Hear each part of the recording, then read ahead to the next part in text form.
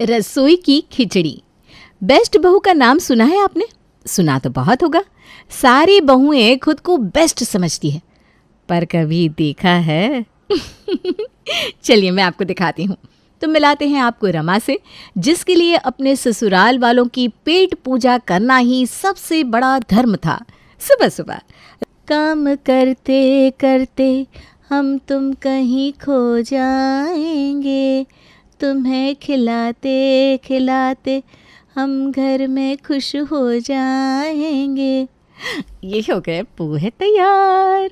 अब इसमें से निखिल के लिए पोहे अलग कर लेती हूँ, फिर बाकी बचे पोहे में मिर्ची डाल दूंगी और जल्दी जल्दी पोहे के साथ चटनी तैयार कर रमा डाइनिंग टेबल पर सभी को परोसती है। वाह वाह बहू, क्या पोहे बनाए तूने, मज़ा आ गया। और इसमें तूने जो बादाम डाले हैं ना, हाथ में कलाकारी तो है तेरे। मुझे ये सब नहीं सूझता था। मैं तो इन लोगों को पोहे में नींबू निचोड़कर टमाटर के साथ फ्राई करके दे देती थी। अब तो वो भी नहीं होता। तो क्यों करना है मम्मी जी, बच्चों को बड़ा कर दिया आपने, हो गया। अब हम है ना सब देखने। एक उम्र के बाद सास की जिम्मेदारी बेटी बहू की होती है और ससुर की बेटे और दामाद की। एंड थैंक यू मम्मी जी, आप तारीफ़ कर देती है ना तो मेरी सारी थकावट दूर हो जाती है, कसम से। तभी निखिल पोहे खाने जाता है कि प्रिया उसे रोक देती है। भैया आप पोहे मत खाओ, पोहे में मिर्च है और आपको मिर्ची से एलर्जी है ना। नहीं नहीं दीदी, भैया को जो पोहे दिए हैं ना उसमें मिर्च नहीं है। तू बड़ी समझा रही है अपनी भाभी को, हैं? कभी एक गिलास पानी का भी उठाती है क्या? बड़ी आई भैया की हितैषी। भैया मत खाना। अरे मेरी रमा को सब पता है कब क्या कैसे करना है। सबकी पसंद नापसंद का ध्यान रखती है मेरी रमा। सभी आराम से पोहे खा रहे थे, पर सुरेश इधर उधर देख रहा था। क्या हुआ पापा जी, आप खाना क्यों नहीं खा रहे हैं? खा रहा हूँ बहू, खा तो रहा हूँ। बहू आ गई है, अब तो नखरे छोड़ दीजिए। अरे बहू, उन्हें चटनी नहीं दिख रही है ना? बिन सत्तू की चटनी के पोहे हलक से नहीं उतरते इनके। हाँ तो चटनी बनाई है मैंने मम्मी जी, कसम से। ओह, लगता है रसोई में रह गई, अभी लेकर आती हूँ। पूरा परिवार मिलकर नाश्ता कर रहा था, तभी उमा का फ़ोन बजता है। प्रणाम दीदी, कैसी हैं आप? क्या ही बोलूँ उमा, तू तो जानती है अभी मेरा ऑपरेशन हुआ है और जैसे ही मैं हॉस्पिटल से घर पर शिफ्ट हुई, मेरी बहू अपने मायके जाकर बैठ गई। तो फिर आपका खाना पीना सब कैसे हो रहा है, और बाकी सब दीदी? कहाँ कुछ हो पा रहा है। अब ऐसे में खुद खाना बनाकर खाना ना बहुत मुश्किल होता है मेरे लिए। तो मैं क्या सोच रही थी, मैं तेरे यहाँ आ जाऊँ तो एक बार अपनी बहू से पूछ के देखना। रमा, मेरी दीदी का फ़ोन है, उनका ऑपरेशन हुआ है। अगर वो यहाँ आएंगी तो तुम उनका खाना देख लोगी? हाँ हाँ मम्मी जी, बिल्कुल देख लूँगी। मुझे पता है ऑपरेशन के बाद में क्या दिया जाता है। मौसी जी को बोल दीजिए, उन्हें फ़िक्र करने की कोई ज़रूरत नहीं है। प्रेम उन्हें जाकर ले आएंगे, और बाकी यहाँ मैं तो हूँ ही। रमा की बातें सुनकर ही सबका मन पिघल जाता था। जब भी किसी को खिलाने की बात होती तो रमा ने कभी ना नुकुर नहीं किया, और मनीषा के आते ही रमा उनकी सेवा में लग जाती है।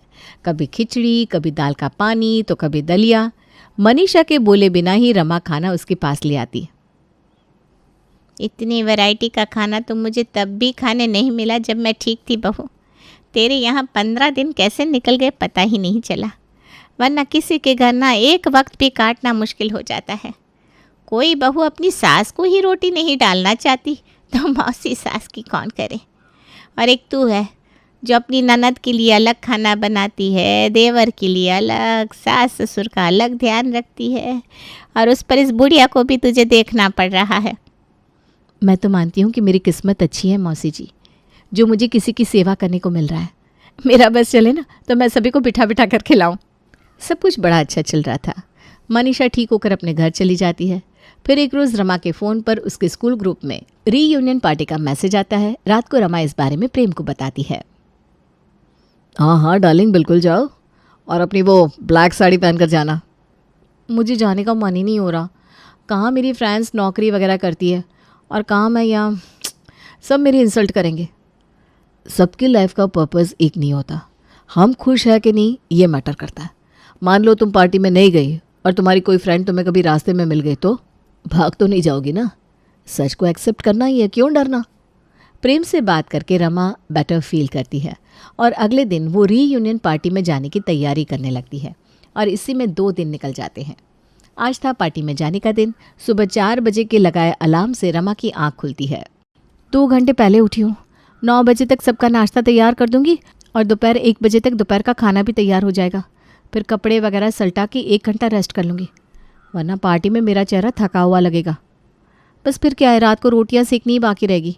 रोटियां बना लूँगी और फिर शाम का सभी का चाय नाश्ता करके तैयार होकर पार्टी के लिए निकल जाऊँगी। बहुत काम है रमा भाई, बहुत काम है। चल चल चल, लग जा काम पर। और सुबह उठते ही बेचारी रमा एक एक करके सारे काम निपटाने में लग जाती है। एक औरत जिस पर घर का सारा बोझ हो, वो बिना सारा काम सल्टाए घर से निकल ही नहीं सकती। भागती दौड़ती रमा 7 बजे तक तैयार हो जाती है, पर वो जैसे ही अपने घर से निकलने लगती है, दरवाजे से सुरेश अंदर आता है। कहीं जा रही हो क्या बहू? आज मैं जल्दी आ गया। वो क्या है ना, मेरा पकोड़े खाने का बड़ा मन हो रहा है। 15 मिनट लगेंगे, ज़रा पकोड़े उतारते फिर निकल जाना। एक बार रसोई में जाने के बाद क्या आप इतनी जल्दी निकल सकते हैं? जो रमा निकल जाती। पहले ससुर के लिए पकोड़े बनाना, फिर ननद के लिए और फिर सास के लिए। अब फिक्र क्यों करिए भाभी, 2 मिनट में मैं आपको वेन्यू पर पहुंचा दूंगा। बस 2 पकोड़े और खिला दीजिए, फिर सीधा वहीं जाएंगे। पकोड़े खाने के बाद सब डिनर पर बैठ जाते हैं और रमा इन्हीं कामों में उलझी रह जाती है। कब 10 बज जाते हैं पता ही नहीं चलता। रमा कमरे में जाकर अपने कपड़े बदल लेती है और रोते हुए सो जाती है। अगले सुबह हाथ में गिफ्ट लिए सीमा रमा के घर पहुंचती है और वो क्या देखती है कि रमा किचन में खाना बना रही है। सीमा सीधा किचन में जाती है। मुझे पता था तो यहीं मिलेगी। इसे काम के चक्कर में तो कल पहुंच नहीं पाई ना। अरे नहीं, वो बात नहीं है। क्या वो बात नहीं है? नाश्ते में 4-4 सब्जियां कौन बनाता है बहन? पनीर की सब्जी तो बना रखी है तूने, फिर आलू की सब्जी क्यों चढ़ाई? और ये चटनी 2 तरह की, और भी कुछ बना ले। वो क्या है ना, कोई पनीर नहीं खाना चाहता तो कोई आलू, तो सोचती हूँ सबके मन की बना दूँ। सोच तो तेरी अच्छी है, पर क्या तेरे ससुराल वाले तेरे मन की सोच रहे हैं? मोस्ट ब्यूटीफुल गर्ल का प्राइज़ तूने जीता है, उसी का गिफ्ट लेकर आई हूँ मैं। पर खुद को देख, क्या तुझे खुद पर ध्यान देने का समय मिल पा रहा है? अरे कंघी भी नहीं करी है तूने, और ये साड़ी ऐसे उतर रही है। अरे वो काम में ज़रा सरक जाती है यार। मुझे क्या है, तू अपनी खुशी के साथ अपना जीवन भी इसी चूल्हे की आग में झोंक दे। मैं भी ना पहले बिल्कुल तेरी तरह थी, सबके लिए सब कुछ किया, पर मेरे लिए कोई खड़ा नहीं रहा। इसलिए फिर मैंने इतना पसेरा करना छोड़ दिया। कुकर में सारी सब्जी डालो, चावल डालो, बन गया खाना, पकड़ा दो। और इस तरह रसोई में रमा और सीमा की लंबी बात चलती है। सीमा अभी तक गई नहीं थी कि सभी खाना खाना करने लगते हैं। यही चाय पानी कभी रुकते ही नहीं। रोज तो तू सभी का खाना परोसती है, आज मैं यहाँ हूँ तो ये नहीं हो रहा तेरी ननद से कि खुद परोस ले खाना। छोड़, मैं चलती हूँ। रमा सभी को खाना परोसती है और सभी पेट भर के खा लेते हैं। पर जब रमा खाने बैठती है तो सब्जी नहीं बचती। सीमा बिल्कुल सही कह रही थी, सब साथ में गर्मा गर्म खाते हैं, पर मेरे नसीब में बचा कुचा ठंडा खाना ही आता है। सबका झूठा लेकर अकेले बैठती हूँ मैं। मेरे साथ कोई नहीं खाता, न मेरा देवर, न मेरी ननद, न मेरे सास ससुर, मेरा पति, कोई नहीं। अब मैं भी किसी की नहीं सोचूंगी। और नाश्ते के बाद रमा सारी सब्जियां काटती है, उसे कुकर में डालती है और उसके ऊपर भिगोए हुए चावल, मसाले और ज़रा सा तेल और पानी डालकर सीटी लगा देती है। सुबह की धनिया की चटनी के साथ इसे सर्व कर देती हूँ। खाने की टेबल पर पहली बार सिर्फ चटनी और मिक्स वेज राइस देखकर सभी शॉक थे। ये तो सिर्फ चावल परोस दिया भाभी आपने। हाँ, तो सिर्फ चावल खा लीजिए दीदी, बाहर रहने वाले बच्चों को तो ये भी नसीब नहीं होता। और वैसे भी ये सिर्फ राइस नहीं है, मिक्स वेज राइस है। इसमें सारी सब्जियां पहले से ही है, पौष्टिकता तो मिल ही जाएगी। पहली बार सभी के साथ रमा भी अपने खाने की प्लेट लेकर बैठ जाती है। दीदी ज़रा पापड़ सेक कर ला दीजिएगा। खाने के बीच में कैसे उठूं भाभी, ऐसे ही खा लीजिए। खाई जा रही है, इतनी बुरी नहीं है राइस। चावल तो मैंने गुस्से में बना दिया था दीदी, पर अब मुझे एहसास हो रहा है कि आप लोग यही डिज़र्व करते हैं। हर शाम अलग अलग स्नैक्स बनाने वाली प्रिया सभी को बिस्किट और चाय परोस देती है। यह क्या बिस्किट दे दिया तूने चाय के साथ? अरे ये तो मैदा है, पेट में जाकर जम जाएगा। मेरी मम्मी कहती है मम्मी जी कि इंसान अगर मेहनत करे तो पत्थर भी पचा ले, और अब कोई मेहनत ही ना करे तो आटा भी पचाना मुश्किल हो जाएगा। तो रात में ज़रा खाने में मेरी मदद कर दीजिएगा, इसी बहाने ये मैदा भी पच जाएगा। मजाक बहुत अच्छा करती है बहू तू। शनिवार का दिन हो और खिचड़ी ना बने, ऐसा हो सकता है भला? दोपहर में तो रमा ने सभी को मिक्स राइस और चटनी खिला दी थी, तो खिचड़ी रात को बन रही थी।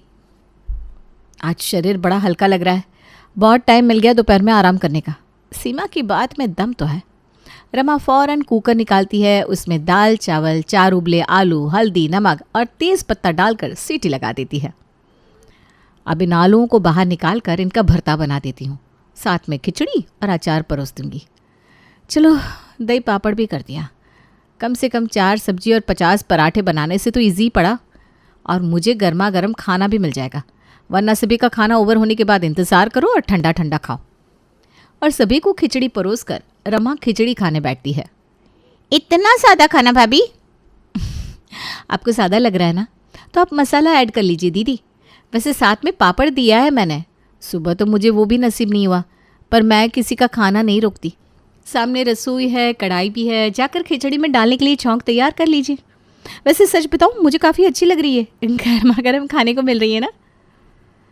आप तो कभी ऐसी खिचड़ी नहीं बनाती थी भाभी, इससे अच्छा पनीर की सब्जी बना लेती। मुझसे तो ये खिचड़ी नहीं खाई जाएगी, मैं इसे किचन में रख देता हूँ, आप इसे कल खा लीजिएगा। झूठा नहीं किया है मैंने अभी तक। रविवार को खिचड़ी नहीं खाते निखिल, तो अभी ही तुम्हें इसे खाकर ख़त्म करना होगा। और वैसे भी ये तुम्हारे हिस्से की खिचड़ी है, तुम्हें नहीं खानी थी तो पहले कह देते। रसोई तो खुली हुई थी, कभी आकर झाँक कर देख भी लो कि क्या बन रहा है, और मैं तो इसे खा भी लेती। मुझे तो तुम्हारा छोड़ा हुआ खाने की आदत है ना, पर मुझे किसी ने कहा है कि मुझे ठंडा खाना नहीं खाना चाहिए, इससे लॉन्ग रन में मेरी तबीयत खराब हो सकती है, और बासी खाने से बुध ग्रह भी तो खराब होता है। बहस मत कर, जो मिला है खा ले, ऐसे भी तो बिना मिर्ची का ही खाना खाता है तू। अगली सुबह रमा आराम से 8 बजे उठकर योगा करती है। कितने महीने बाद आज खुद की सेहत पर ध्यान देने का मौका मिला है, वरना सुबह उठने के बाद तो मंजन करने का भी वक्त नहीं मिलता था। रमा नहा धोकर तैयार होती है, कंघी करती है, क्रीम पाउडर लगाती है और क्रीज की हुई साड़ी पहनकर अपने कमरे से रसोई की ओर जाने लगती है। अपनी बहू को रसोई में जाता देख सुरेश कहता है, कल 2 टाइम चावल खा लिया बहू, नाश्ते में आटे का ही कुछ बनाना। ठीक है पापा जी। रमा किचन में जाती है और आटा छानती है। बार बार रोटी बनाना, मैं फिर ये गलती नहीं करूँगी। अब सबको समझना ही होगा कि रमा की खुद की अहमियत भी है। मेरा क्या है, मुझे तो बस पेट भरने से मतलब है। और रमा आटे की छोटी छोटी लोई तैयार करती है और उनको अपने हाथों से पीठे का शेप देकर कुकर में रख कर एक साथ सीटी लगा देती है, और ऐसे ही एक बार में 50 पीठे तैयार हो जाते हैं। इसी के ऊपर मसाला छिड़क देती हूँ, फिर परोस दूंगी। सब मोमो भी तो खाती हैं ना, वैसे ही तो बनी है, ये तो फिर भी आटे की है, खा ली जाएगी। रमा आटे के पीठे बनाकर सभी को परोस देती है। ये क्या बना दिया बहू तूने? ये तो लगता है तूने आटे को ही उबाल दिया। मैं तो कुकर में ही चावल बनाने वाली थी मम्मी जी, पर पापा जी ने कहा कि आटे का कुछ बनाना, तो मैंने आटे के पीठे बना दिए। देखा जाए तो मोमोज क्या होता है, मैदे के बीच में सब्जियां भरकर उसे स्टीम कर देते हैं। पर अभी नाश्ते का वक्त हो चला था ना, तो सब्जियां कैसे काटती, इसलिए मैंने इन्हीं ही उबाल दिया। कम से कम पेट में जाकर जमेगा तो नहीं। बोलना तो नहीं चाहिए, पर आजकल तो हर चीज़ की खिचड़ी ही बना रही है। मुझे तो जो मिल जाए उसी में स्वाद आ जाता है मम्मी जी, क्योंकि कभी किसी ने बिठाकर खिलाया ही नहीं ना। मैं ही हमेशा भाग भाग कर सभी के लिए गर्मा गर्म रोटियां बनाती रही, पर अभी यहाँ अगर मेरा खाना भी सरक जाए तो कोई उठकर पानी नहीं लाएगा। थकी हारी दिखने वाली रमा अब खूबसूरत फ्रेश दिखने लगी थी, क्योंकि अब रमा ज़्यादा खाना बनाती नहीं थी, तो ज़्यादा बर्तन नहीं होते थे, तो काम बहुत कम हो चुका था और वो खुद पर ज़्यादा ध्यान दे पा रही थी, जिसके कारण उसके शरीर को अच्छा खासा आराम मिल रहा था। अब तो 24 घंटे उसके ससुराल में सिर्फ सीटी की ही आवाज़ आती, क्योंकि ले देकर रमा दाल चावल या सब्जी चावल, आटा या जो कुछ भी मिलता सबको कुकर में डालकर सीटी लगा देती, जिससे उसके ससुराल वाले बड़े परेशान हो गए थे। पर अभी भी किसी की अकल की सीटी नहीं बज रही थी। और इस सिलसिले में प्रेम अपने एक दोस्त से बात करता है। तेरे घर में कोई प्रॉब्लम चल रही है क्या भाई? रोज़ रोज़ भाभी तुझे खिचड़ी, लेमन राइस, येलो राइस ये क्या दे रही है? वो तो कभी ऐसी नहीं थी। ऑफिस में सबसे ज़्यादा खाना तो तेरे टिफ़िन में ही आता था। अरे वही ना, रमा ने तो कभी खाने के लिए किसी को मना ही नहीं किया, चाहे घर में मेहमान आए या किसी के घर में खाने की ज़रूरत हो। रमा तो हमेशा बढ़ चढ़कर आगे रहती थी। पता नहीं जिस दिन से उसकी सहेली आकर गई है, क्या कानों में भर दिया है उसके। बोलना तो नहीं चाहिए भाई, मेरी भी बीवी है, दिन में थोड़ा बहुत काम के अलावा और कोई काम नहीं करती। खाना बनाने के लिए काम वाली है, बर्तन के लिए काम वाली है। आजकल किसी की बहू काम नहीं करना चाहती, और उसमें भाभी इतना कुछ कर रही थी तो उन्हें खटकता तो होगा ही ना। मुझे याद है कैसे एक बार ऑफिस पार्टी में वो हड़बड़ाती हुई आई और गड़बड़ाती हुई चली गई थी। क्यों? क्योंकि उन्हें घर वालों के लिए खाना बनाना था। और उस वक्त भी उसके फेस को लेकर भी लोगों ने कितनी इंसल्ट की थी कि रमा अपने चेहरे का ध्यान नहीं रखती। कभी ना कभी कोई तो उसे ये चीज़ नोटिस करवाता ही। शायद उसके फ्रेंड ने उसे यही नोटिस करवा दिया हो। प्रेम, मैं भी एक लड़की हूँ, इसीलिए कहती हूँ अपनी वाइफ की थोड़ी रिस्पेक्ट करो, ओके? जितना वो कर रही थी उतना शायद ही कोई करता। प्रेम सब समझ जाता है और उस रात सभी को रेस्टोरेंट में खाना खाने के लिए लेकर जाता है और डिनर के वक्त प्रेम कहता है, पिछले 2 सालों से रमा के रहते हमें कभी रेस्टोरेंट जाने की ज़रूरत नहीं पड़ी, क्योंकि हम सब कुछ उसी से बनवा लेते थे। पर उसे क्या चाहिए ये किसी ने नहीं सोचा, ना ही हम में से कोई उसकी मदद करता था। तो एक न एक दिन तो वो फटती ही सो फट रही है। इसलिए अब से किचन में रमा की मदद सब कोई करेगा। रात को ऑफिस से आने के बाद डिनर के जो जूठे बर्तन होंगे वो मैं धो दूंगा और सुबह के बर्तन तुम देख लेना निखिल। वॉशिंग मशीन में कपड़े अब धो ही सकती है मम्मी। और प्रिया, तुम तीनों वक्त अपनी भाभी के साथ किचन में रहोगी। अब से प्रिया हम सब के साथ बैठ कर ही खाएगी, जो कि पिछले कुछ दिनों से वो कर रही है। तो खाने के लिए सब्जियां मैं काट दिया करूँगा, ऐसे भी फ्री ही तो रहता हूँ। तो ठीक कह रही थी बहू, तुझे क्या चाहिए ये तो हमने कभी नहीं सोचा। आए दिन किसी न किसी मेहमान को बुलाकर बिठा लेते हम, और तो और सबकी खातिरदारी करते हैं।